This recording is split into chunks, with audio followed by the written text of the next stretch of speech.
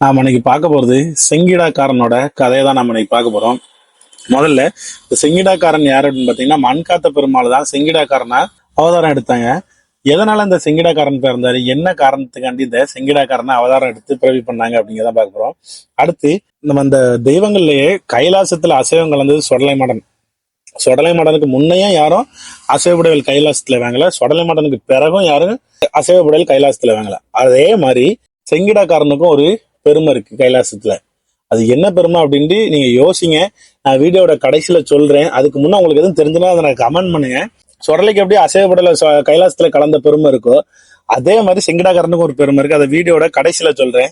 ஏன்னா அதை நான் இப்ப சொல்லலாம்னு சொன்னோம்னா உங்களுக்கு செங்கிடாக்காரனை ப்ரே பண்ணும்போது சிவன் பண்ண திருவிளையாடுகளை பத்தி இப்பவுமே உங்களுக்கு முதல்ல சொல்லிட்டா அந்த வீடியோல கடைசியில சொல்லும்போது அந்த அளவுக்கு தெளிவா நல்லா இருக்காது. அதனால நான் வீடியோட கடைசியில சொல்றேன். முதல்ல செங்கிடாக்காரனை எதுக்கு பிறவி செஞ்சாங்க அப்படின்னா, கைலாசத்தை காவல் காக்க தான் செங்கிடாக்காரனை பிறவி செஞ்சாங்க. அப்போ உங்களுக்கு கேள்வி வரும், கைலாசத்தை செங்கிடாக்காரனை காவல் காக்க வைக்கணும்னா அப்போ சிவபெருமான், தேவர்கள், ரிஷிகள், மற்ற தெய்வங்கள்லாம் இருக்கும்போது அவங்கள விட பெரியவரா அந்த செங்கிடாக்காரன், சிவனை விட பெரியவரா செங்கிடாக்காரன் அப்படிங்கிற ஒரு கேள்வி உங்களுக்கு வரலாம். சிவனை விட ஒரு செங்கிடாக்காரன் பெரியவர்னு சொல்லல, சிவனை விட எந்த ஒரு தெய்வமும் பெரிய தெய்வம் இல்லை. ஆனா சிவன் கைலாசத்துல இருக்கும்போது சிவன் கைலாசத்தை பார்த்துக்கிடுவாரு. சிவன், தேவர்கள், ரிஷிகள் எல்லாமே பூலோகத்தை பார்த்து வராங்க.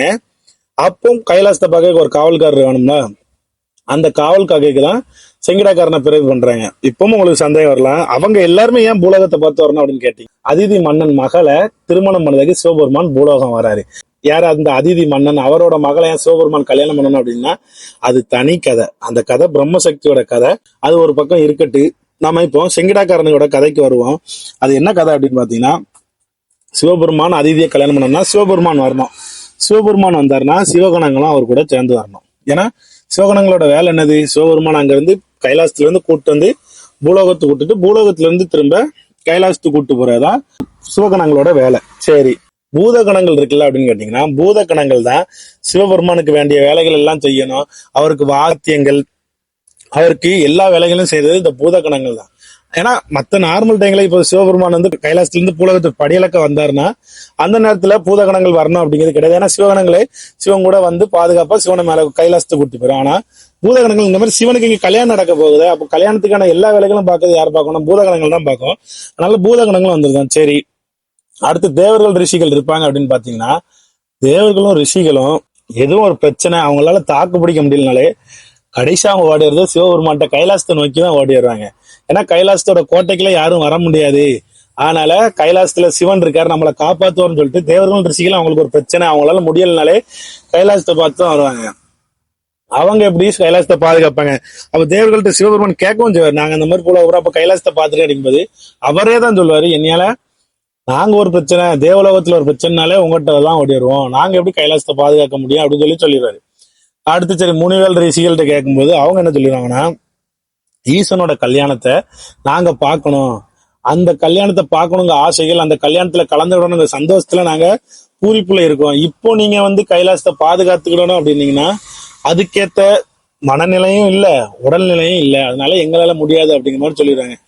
உடனே சிவபெருமான் பார்த்தாரு, சரி அப்போ காவலுக்கு ஒரு ஆளை வச்சுட்டு நம்ம பூலோகத்துக்கு போயிருவோம்.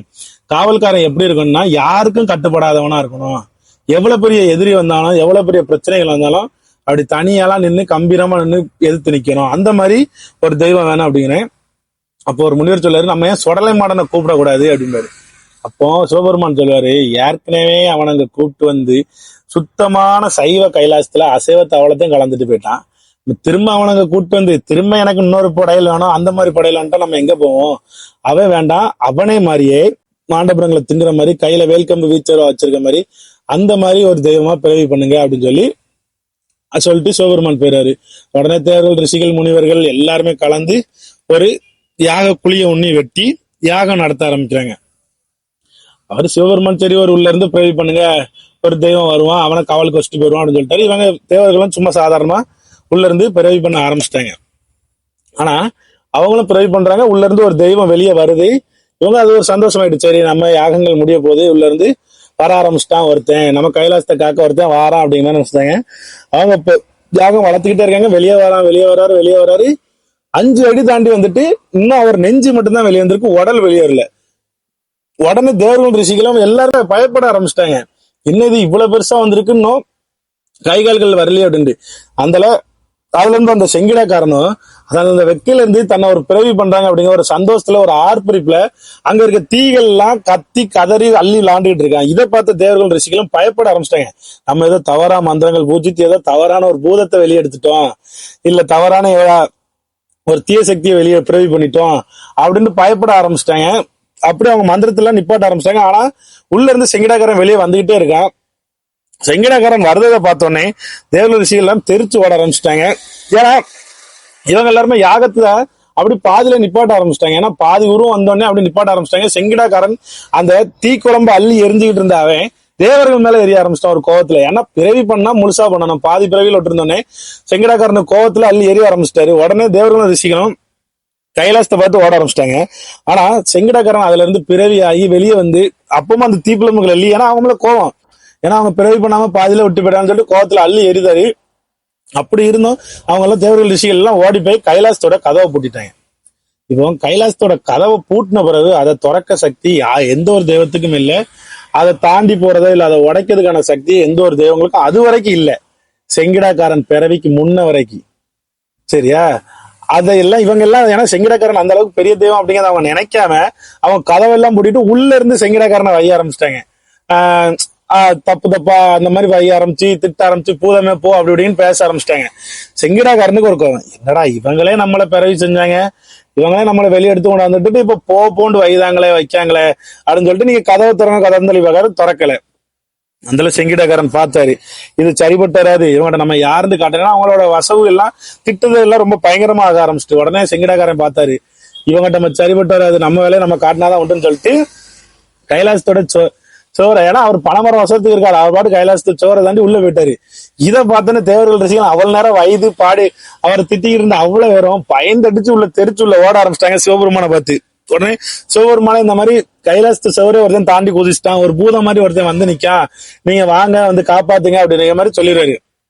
உடனே சிவபெருமான், அது யார் நம்ம கைலாசத்துல வந்து இந்த மாதிரி அட்டலிய முடியுதுன்னு சொல்லிட்டு அவரோட பூத கணங்கள் எல்லாத்தையும் அனுப்பி செங்கிடாக்காரனை பிடிச்சி கெட்டி வைக்க வச்சிட்டாரு. சங்கிலியால கட்டி வச்சோடனே செங்கிடாக்காரனுக்கு இன்னும் கோபம் அதிகமாகுது. அவங்கதான் பிறவி பண்ணாங்க, அவங்களே வெளியே போட்டு தள்ளி விட்டாங்க, இப்ப என்னடானா நம்ம ஏதோ தப்பு பண்ண மாதிரி நம்மளை கட்டி வச்சிருக்காங்களா அப்படின்னு சொல்லிட்டு கோபத்துல சிவபெருமான் அனுப்பி பூதகணங்கள் கட்டின சங்கிலியவே அத்து தூர் எறிய ஆரம்பிச்சிட்டாரு செங்கிடாக்காரன். அத்து எரிஞ்சிட்டு உடனே நேர சிவபெருமான்கிட்ட போய் ஒரு கோபத்தின் உச்சத்துல போய் சொல்றாரு, நீங்களே தான் ஈசனை என்னைய பிறவை செஞ்சீங்க, நீங்களே என்னைய இப்போ வெளியே போங்க, இப்படி சங்கிலியை போட்டு கெட்டுறீங்க, என்ன நினைச்சிட்டு இருக்கீங்க அப்படின்னு ஒரு கோபத்துல அவர் ஒரு பேச ஆரம்பிச்சிட்டாரு. உடனே சிவபெருமான் சொன்னாரு, செங்கிடாக்காரா, நான் உன்னைய கைலாசம் காவலுக்காக கூட்டு வந்திருக்கேன், இது என்ன சின்ன பதவியா இல்ல சின்ன பொறுப்பா? எனக்கு நிகரான பொறுப்பை நீ இப்ப ஏத்துக்கிட போற. அதாவது நான் பூலோகத்துல போய் பார்வதி திருமணம் பண்ணி திரும்ப வருத வரைக்கும் இந்த கைலாசத்தை நீ தான் காவல் காக்கணும். அப்படிங்க பெரிய பதவி நான் உனக்கு தரும்போது நீ உன்னை உடனே பிறவி செஞ்ச உடனே வா உட்கார அப்படின்னு சொல்லிட்டு நான் உட்காரச்சிட்டு போக முடியுமா? உனக்கான சில சோதனைகள் கொடுக்க முடியும்.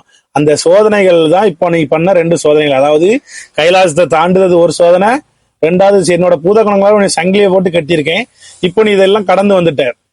2 சோதனைகள்ல நீ வந்து வெற்றி பெற்றுட்ட, இன்னும் ஒரு சோதனை இருக்கு, அதை வெற்றி பெற்றாதான் நான் உனக்கு இந்த கைலாசத்தை உன்னை நம்பி நான் ஒப்படைச்சிட்டு பூலோகத்துக்கு நிம்மதியா போய் பார்வதி திருமணம் பண்ணிட்டு வரலாம். ஏன்னா இங்க இருக்கிறது எல்லாம் விலை உயர்ந்த பொக்கிஷங்கள், ஓலைச்சுவடிகள், அந்த மாதிரி எல்லாமே விலை உயர்ந்ததுதான் இருக்கு. அதை எதுவும் கெட்டவங்க கையில கிடைக்கும் போது இந்த உலகத்தை அழிக்க வாய்ப்பு இருக்கு. அதனால அதுக்கேத்த தகுதி உன்னை இருக்கான்னு உன்னை பரிசோதிச்சே ஆகணும். உனக்கான 2 சோதனை முடிஞ்சிட்டு இன்னும் ஒரு சோதனை இருக்கு அப்படின்னு சொல்லி அந்த உடனே செங்கிடாக்காரனும், சரி ஈசனே நான் என்ன சோதனை, கடைசி சோதனை எனக்கு என்ன அப்படிம்பாரு. உடனே சிவபெருமான் சொல்லாரு, அக்னி தூண்களை கெட்டி தழுவணும். அதாவது கைலாசத்துல இருக்க அக்னி தூண்களை நீ கெட்டி தழுவினாலே 3வது திருவிளையாடல்ல நீ வெற்றி பெற்று அப்படிம்பாரு. அதே மாதிரி செங்கிடாக்காரனும் பண்ணி முடிச்சுறாரு. உடனே சிவபெருமான் நம்ம செங்கிடாக்காரனை கைலாசத்துக்கு காவல் வச்சுட்டு பூலோகத்துல போய் பார்வதி திருமணம் பண்ணிட்டு வருவாரு. வந்த பிறகு செங்கிடாக்காரனுக்கு கேட்ட வரங்கள் எல்லாம் கொடுத்து, கொல்லு மரம் வெள்ளு வரும் நம்ம சொடலைக்கு கொடுத்து அவ்வளவு வரங்களையும் கொடுத்து வச்சு அவரை பூலோகம் அனுப்புதாரு. பூலோகம் அனுப்புறதுக்கு முன்னால அவருக்கு இன்னொரு ஒரு வரம், அது நம்ம சொடலை மடம் கொடுக்காத மாதிரி இன்னொரு வரம் என்ன வரம் கொடுக்காருன்னா, மன்னர்களோட பொக்கிஷங்கள் அந்த கஜானாக்கள் எல்லாமே உன்னோட பாதுகாப்புல இருக்கணும் அப்படின்னு சொல்லி அவரை பொன்காத்த பெருமாளை ஆக்கி பூலோகத்துக்கு அனுப்பி வைக்கிறார். அதே மாதிரி செங்கிடாக்காரனும் நிறைய மன்னர்களோட பொக்கிஷங்களை இதோட பாதுகாக்கதாகவும் இன்ன வரைக்கும் தகவல்கள் சொல்றாங்க. ஆனா அது எந்த அளவுக்கு எந்தெந்த மன்னர்களுக்குள்ளது அப்படிங்கிறது முழுமையான தகவல்கள் எதுவும் கிடைக்கல. யாருக்கும் அந்த மாதிரி தகவல்கள் கிடைச்சுன்னா அதை நீங்க கமெண்ட் பண்ணுங்க. ஏன்னா அவருக்கு பொன்காத்தல் பெருமாள் அழைக்கிறதுக்கான காரணமே இதுதான். நிறைய மன்னர்களோட கணக்கு வழக்குகள், அந்த பொக்கிஷங்கள், பொன் நகைகள் எல்லாத்தையுமே பாதுகாத்துக்கிட்டு இருக்காரு அப்படிங்கிற மாதிரி நாளைக்கு சொல்றாங்க. அதனால உங்களுக்கு எதுவும் தெரிஞ்சுன்னா கமெண்ட் பண்ணுங்க.